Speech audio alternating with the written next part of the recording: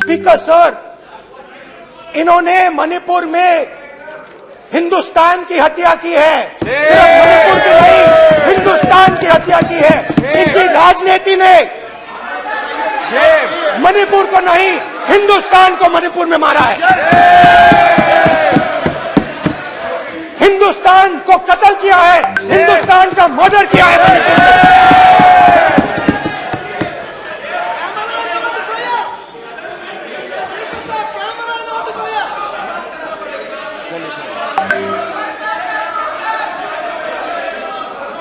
अरे दो भाग के हैं, शर्त करिए नहीं, गलत तरीका ये।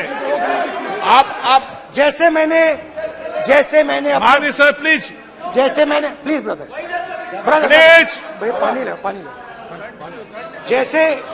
जैसे मैंने भाषण के शुरुआत में बोला, भारत एक आवाज है, भारत हमारी जनता की आवाज है, दिल की आवाज है। उस आवाज की हत्या आपने मणिपुर में की। इसका मतलब भारत माता की हत्या आपने मणिपुर में की।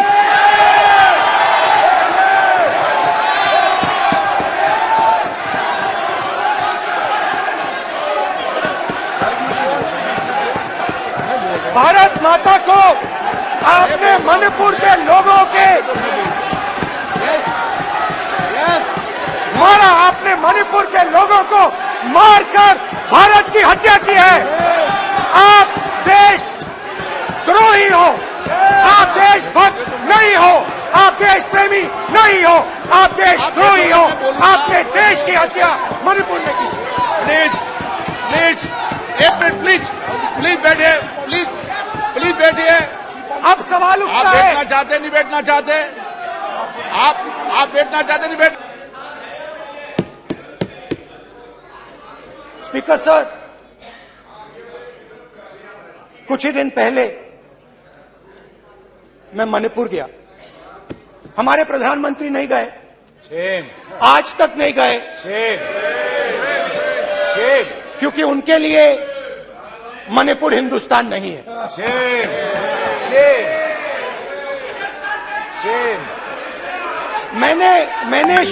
मैंने मणिपुर शब्द प्रयोग किया, मगर आज की सच्चाई यह है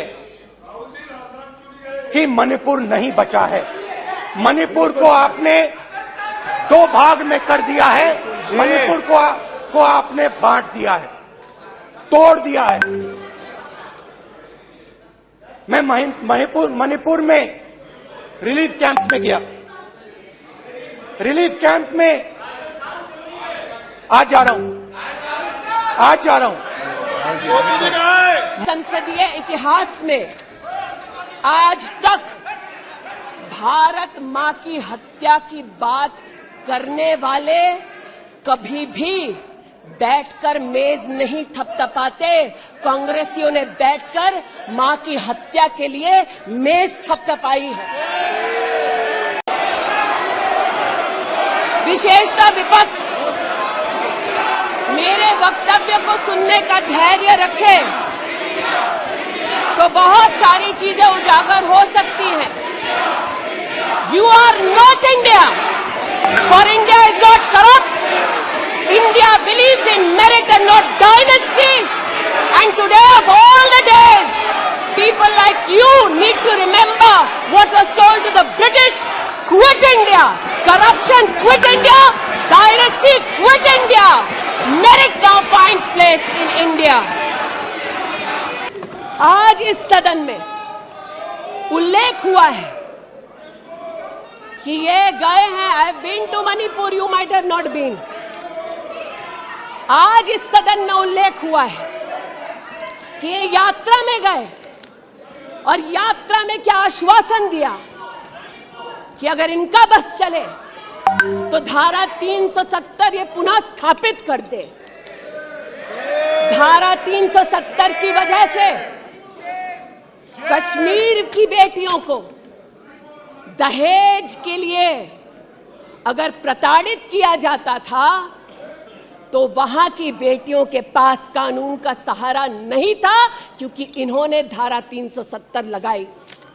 कश्मीर में अगर बेटियां प्रदेश के बाहर ब्याही जाती थी तो उनके पैतृक संपत्ति पर उनका अधिकार समाप्त हो जाता था, क्योंकि इन्होंने धारा 370 लगाई। कश्मीर में अगर 14 साल से कम उम्र की बच्ची का 18 साल से कम उम्र की बच्ची का ब्याह रचा दिया जाता था तो उसे कानून का संरक्षण नहीं मिलता था, क्योंकि इन्होंने धारा 370 लगाई।